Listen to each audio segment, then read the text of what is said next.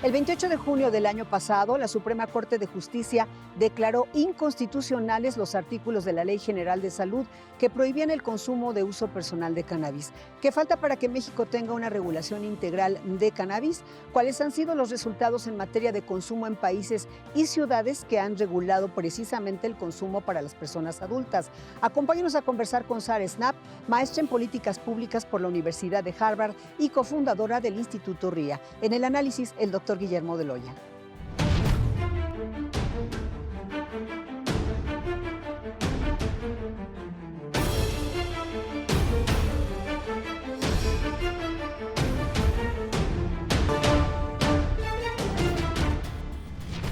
Bienvenida, Sara Snap. En 2015 se ganó el primer amparo para el autocultivo de cannabis, y el año pasado México Unido contra la Delincuencia presentó un amparo a la Corte. ¿Cuándo debe resolver este amparo la Corte? ¿Cuáles son los pendientes en materia jurídica? Sí, exacto. Digamos que ese amparo en 2015 era para el autocultivo que detona todo el proceso de la jurisprudencia que fue pues terminado en 2018 y que la Corte resolvió con una declaratoria general de inconstitucionalidad este año, el 15 de julio. Y eso es meramente sobre el tema del autocultivo, de poder tener plantas de cannabis en tu casa sin fines de comercializar. Y ahora este nuevo amparo que trae México Unido tiene que ver con la posesión simple y si se puede criminalizar la posesión simple dentro de esta esfera, ¿no? Entonces, ellos llevan un caso diciendo que por la Declaratoria General de Inconstitucionalidad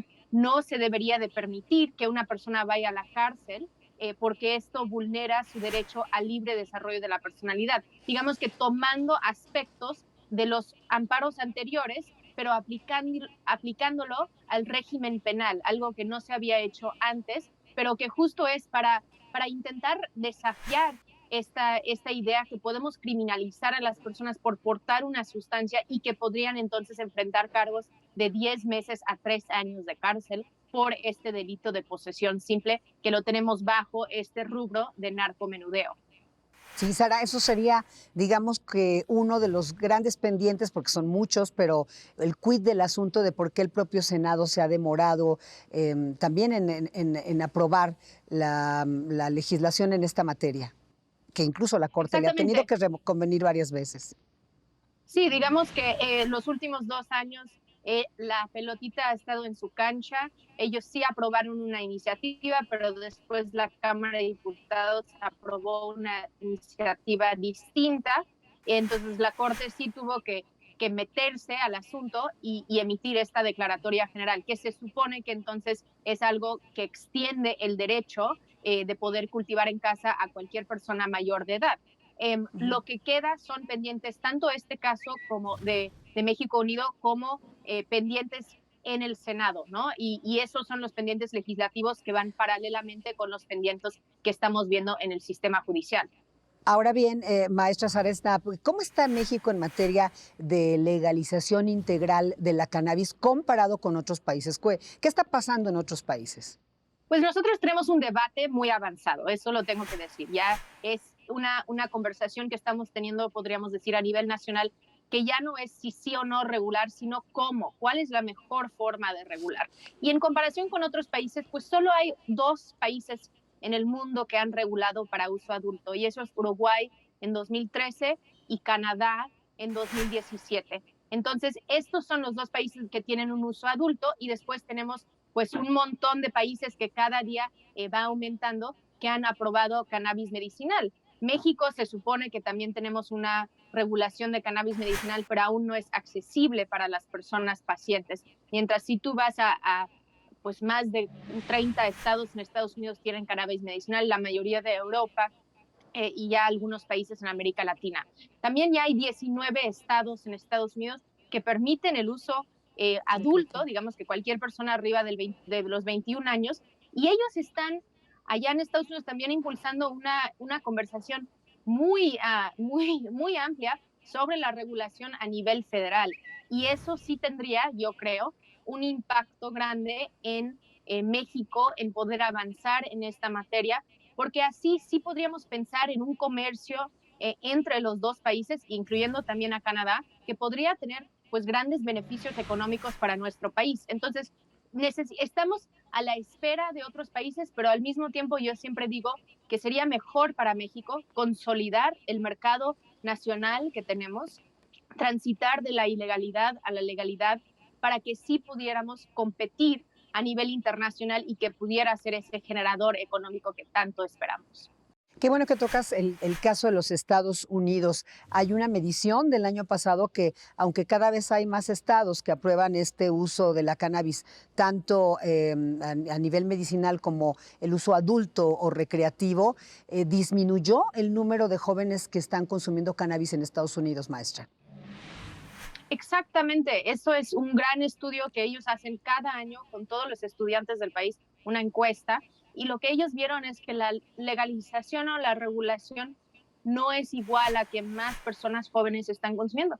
Más bien en algunos de los estados que han regulado ya desde hace 8 años, más de 5 años, se redujo el consumo en personas jóvenes, mientras a nivel nacional se mantuvo estable o sin cambios significativos. Y esto es algo importante porque eso es la preocupación de la gente, ¿no? De que una persona, que va a haber más acceso para personas jóvenes. Pero lo que nosotros decimos es, en un mercado ilegal, las personas jóvenes tienen mayor acceso. Cuando está controlado, pues ya, cuando el Estado asume ese control, cuando existe un mercado regulado, pues ya piden una identificación para entrar.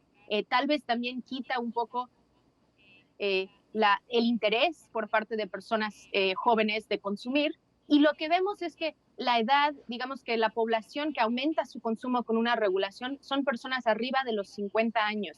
Y esto es porque son personas que les importa la legalidad, que ellos dicen, bueno, en vez de tomar ciertos medicamentos que tal vez tienen efectos secundarios, voy a consumir gotitas de CBD o gotitas de otros cannabinoides, entonces, o tinturas o pomadas. Entonces, hay una gran variedad de productos para una persona que tal vez no quisiera fumar algo, sino quiere contribuir a su bienestar. Sí, y ya entramos precisamente en el tema de los productos que en México, lo sabemos todos, hay una comercialización de ciertos productos con CBD, pero también otra que es artesanal, dado el interés que tiene la gente en consumir lo que acabas de comentar, gotitas para dormir, que si gomitas, que si no sé qué. En realidad debería debería legalizarse y hay toda una industria emergente en este sentido. ¿Nos puedes comentar al respecto cómo ha ocurrido, por ejemplo, en otros países? ¿Qué ganancias han tenido? ¿De qué oportunidades en materia de recaudación de impuestos se pierde México? Sí, pues las recaudaciones de impuestos han sido brutales en muchos países, de una forma muy alta, donde en realidad, por ejemplo, el estado de Colorado que reguló en 2012, ellos han tenido que regresar impuestos a los ciudadanos porque recaudaron demasiado, ¿no? Entonces ellos dijeron, ya no tenemos para gastar. Y ellos, pues estos estados que han podido recaudar impuestos por este mercado legal, lo utilizan para ponerlo hacia vivienda, hacia programas sociales, hacia educación, hacia prevención.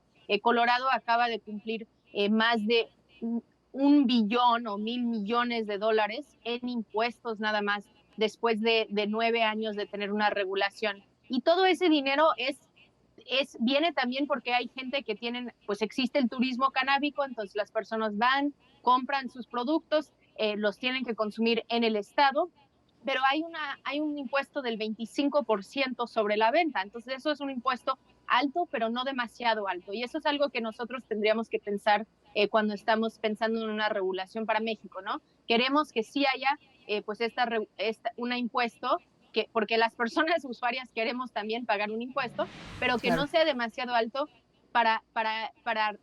porque sí queremos estar en el mercado legal y no estar que sea tan alto y las personas no transitan al mercado legal. Entonces, eso es algo donde uno va flexibilizando. Entonces, esto es una gran oportunidad para el gobierno que no han estado aprovechando durante los últimos años y más desde que empezamos esta discusión con ese primer amparo en 2015, que realmente si hubiéramos ya hecho una regulación, ya tendríamos esa recaudación y podríamos estar pues utilizando estos recursos para los programas sociales que tanto necesitamos en este país, para pensar en oportunidades de empleo para personas jóvenes, en dar financiamiento para las comunidades cultivadoras que quieren participar en este mercado legal. Entonces, hay muchas oportunidades y creo que el gobierno tiene que voltear a ver que esto puede ser un gran generador para el país. Muchas gracias, maestra Sara Snap. Gracias siempre por estar en Ruta de N40. Muchas gracias, Estela. Gracias por tomar en cuenta estos temas tan importantes. Vamos a un primer análisis con el doctor Guillermo de Loya. Es sabido que la Suprema Corte de Justicia avaló que los mexicanos mayores de edad puedan consumir, sembrar, cultivar, cosechar, preparar, poseer y transportar cannabis y tetrahidrocannabidol con fines recreativos. Pero aún resta una ruta sumamente amplia para llegar a la total armonía y operatividad legal de este tema. Entre muchas acciones, la concesión de autorizaciones para el cannabis recreativo que hasta ahora solo podía consumirse mediante amparos judiciales. Es de honrarse el libre desarrollo de la personalidad, pero esa libertad hay que cultivarla con plena responsabilidad. Esa es la discusión de México. Doctor Guillermo de Loya, bienvenido. Siempre un gusto, Estela. Bueno, fíjate, te doy una cifra a propósito de lo que decía la maestra Sara Snap. En Canadá, desde que se reguló el uso de la marihuana, se han vendido más de 4.800 millones de dólares en productos y se han recaudado más de 1.000 millones de dólares en impuestos. Totalmente cierto, y esto pues bueno, ocurriendo desde 2018 de la regulación federal, porque hay que decirlo, esta es una regulación a nivel país. Pues cuando los mercados responden de esta manera al establecer 2.652 puntos de venta, comercialización en respecto de la cannabis, pues es una situación muy interesante en lo cual el mercado no puede estar equivocado. Y la oportunidad para un país como México, con sus condiciones geográficas y con la capacidad potencial de producción que podemos tener en el producto, creo que es una situación que se tiene que ver en términos económicos muy serios. Aquí hay riesgos, como en todo. Hay riesgos en lo que ocurre para podernos quedar en un sistema legal insuficiente, un sistema legal incompleto, un sistema de normas que no necesariamente puedan darle viabilidad y que le puedan dar fluidez a esta cuestión deseable económicamente, pero también con un riesgo grave, que podamos tener contraposición de leyes en situaciones que no sean realmente explorado a fondo, como es la comisión de delitos que todavía está amarrado y que incluso Canadá tiene un problema ahí. Pero nosotros en México todavía consideramos o penalizamos a vía de código penal punitivamente y penalmente lo que es la posesión de alguna manera todavía en esta situación que ha quedado poco discutida. Sí. Y eso imagínate todavía traducirlo, a hacerlo armónico con un sistema financiero donde pues también tenemos grandes hoyos y grandes boquetes. Ahí creo que tendremos que ser muy cuidadosos y te digo, el gran riesgo, Estela, es caer en esa posible contradicción de leyes. Bueno, pero fíjate, tocas temas importantes. Una, ya lo dijo la maestra Snap, que tú coincides, tendría que ser tema como de TEMEC, el asunto financiero que no han resuelto y que, bueno, también lo tendrían que hacer trilateralmente. Claro. Y por otro lado, el tema de que una vez salvado el asunto jurídico legal, la operatividad, 2 permisos por parte de COFEPRIS, toda la reglamentación a las leyes, no va a ser un asunto fácil. Es decir, 2022 que está comenzando, tampoco vamos a poder ver realmente grandes avances en esa materia o no tan rápido en términos operativos que tú puedas traer cierta cantidad de marihuana o que se pudiera vender o no va a ser tan fácil. Yo creo que son pequeños pasos de infante, digamos aquí, que estamos dando hacia una regulación, hacia una legalización total y armónica, que creo que es a fin de cuentas lo deseable. Sin embargo, pues bueno, también coincido, tenemos una discusión ya de avanzada. Me gusta mucho lo que se comentó. Ya no estamos diciendo si regular o no regular, sino cómo regular. Y en esto, generar un sistema legal armónico sí nos va a tomar tiempo. Y sobre todo por la gran cantidad de cuestiones que esto implica. Nada más en la concesión de permisos, las ventanas y las oportunidades o los márgenes que se da al abuso de la corrupción son en estos planteamientos todavía enormes.